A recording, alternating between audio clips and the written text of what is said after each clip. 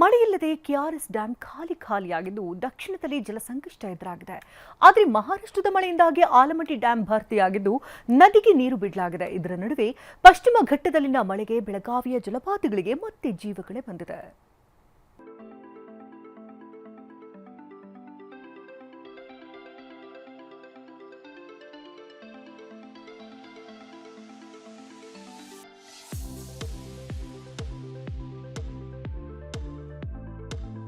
Bore ಕರೆಯುತ್ತಿರೋ ಜಲಾಶಯ, ಧುಮ್ಮಿಕ್ಕುತ್ತಿರೋ ಜಲಪಾತ, ಎಲ್ಲಿ ನೋಡಿದ್ರೂ ಜಲರಾಶಿಯೇ ಕಾಣ್ತಿದೆ. ಕಮರಿ ಹೋಗಿದ್ದ ರೈತರ ಕನಸು ಮತ್ತೆ ಚಿಗುರೊಡೆದಿದೆ. ಪಶ್ಚಿಮ ಘಟ್ಟದಲ್ಲಿ ಮಳೆ, ಭರ್ತಿಯಾದ ಆಲಮಟ್ಟಿ ಡ್ಯಾಂ. ಜಲಾಶಯದಿಂದ 97,000 ಕ್ಯೂಸೆಕ್ ನೀರು ರಿಲೀಸ್. ರಾಜ್ಯದಲ್ಲಿ ಎಲ್ಲಿ ನೋಡಿದ್ರೂ ಬರ ಕಾಣ್ತಿದೆ. ಆದರೆ ಮಹಾರಾಷ್ಟ್ರ ಹಾಗೂ ರಾಜ್ಯದ ಪಶ್ಚಿಮ ಘಟ್ಟ ಭಾಗದಲ್ಲಿ ಭಾರೀ ಮಳೆಯಾಗಿದೆ.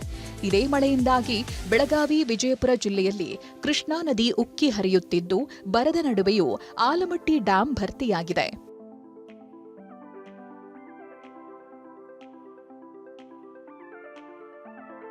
ವಿಜಯಪುರ ಜಿಲ್ಲೆ ನಿಡಗುಂದಿ ತಾಲೂಕಿನ ಆಲಮಟ್ಟಿ ಡ್ಯಾಂ ಭರ್ತಿಯಾಗಿದ್ದು, ಇವತ್ತು 83,000 ಕ್ಯೂಸೆಕ್ ಒಳಹರಿವಿತ್ತು.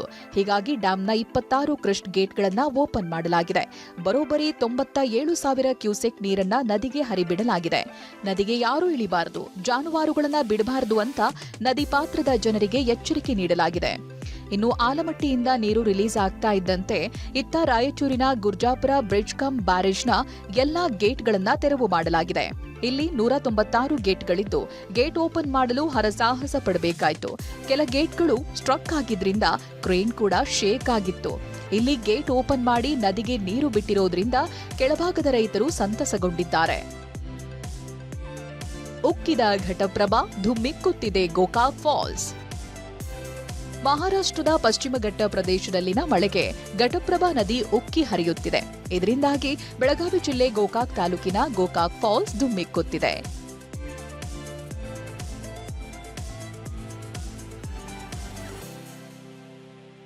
ಘಟಪ್ರಭಾ ನದಿ ಅಪಾಯದ ಮಟ್ಟ ಮೀರಿದ್ದು ಬ್ರಿಡ್ಜ್ ಕಮ್ ಬ್ಯಾರೇಜ್ ಮುಳುಗಡೆಯಾಗಿದೆ.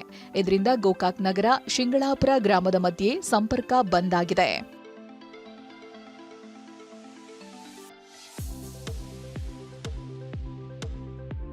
ಬಟವಾಡೆ ಫಾಲ್ಸ್ಗೂ ಬಂತು ಜೀವಕಳೆ. 50 ಅಡಿ ಮೇಲ್ಭಾಗದಿಂದ ಧುಮ್ಮಿಕ್ಕುವಂತಹ ದೃಶ್ಯ ರುದ್ರ ರಮಣೀಯವಾಗಿ ಕಂಡು ಬರ್ತಾ ಇರುವಂತದ್ದು. ನಾನು ಕೂಡ ಈಗ ಬಟವಾಡೆ ಫಾಲ್ಸ್ ಕೆಳಭಾಗದಲ್ಲೇ ಇದ್ದೇನೆ. ನೀವೀಗ ದೃಶ್ಯಾವಳಿಗಳಲ್ಲಿ ಗಮನಿಸಬಹುದಾಗಿದೆ. ಇದು ಖಾನಾಪುರ ಭಾಗದಲ್ಲಿ ಧಾರಾಕಾರವಾಗಿ ಮಳೆ ಆಗ್ತಾ ಇರುವಂತಹ ಕಾರಣಕ್ಕಾಗಿ ಸದ್ಯ ಈಗ ಬಟವಾಡೆ ಫಾಲ್ಸ್ ಏನಿದೆ ಧುಮ್ಮಿಕ್ತಾ ಇರುವಂತದ್ದನ್ನು ಕೂಡ ಗಮನಿಸಬಹುದಾಗಿದೆ. 10 ದಿನಗಳ ವಿರಾಮದ ಬಳಿಕ ಬೆಳಗಾವಿಯ ಪಶ್ಚಿಮ ಘಟ್ಟ ಪ್ರದೇಶದಲ್ಲಿ ಮಳೆಯಬ್ಬರಿಸಿದೆ. ಹೀಗಾಗಿ ಖಾನಾಪುರ ತಾಲೂಕಿನ ಬಟವಾಡೆ ಫಾಲ್ಸ್ ಧುಮ್ಮಿಕ್ಕುತ್ತಿದೆ. 50 ಅಡಿ ಮೇಲಿಂದ ಹಾಲ್ ನೊರೆಯಂತೆ ನೀರು ಧುಮ್ಮಿಕ್ಕುತ್ತಿದೆ. ಪ್ರಕೃತಿಯ ಮಧ್ಯದಲ್ಲಿ ಕಲ್ಲು ಬಂಡೆಗಳ ನಡುವೆ ಈ ರೀತಿ ನೀರು ಜರಿಯ ಮಾದರಿಯಲ್ಲಿ ಹರಿದು ಹೋಗ್ತಾ ಇರುವಂತದ್ದನ್ನ ಗಮನಿಸಬಹುದಾಗಿದೆ.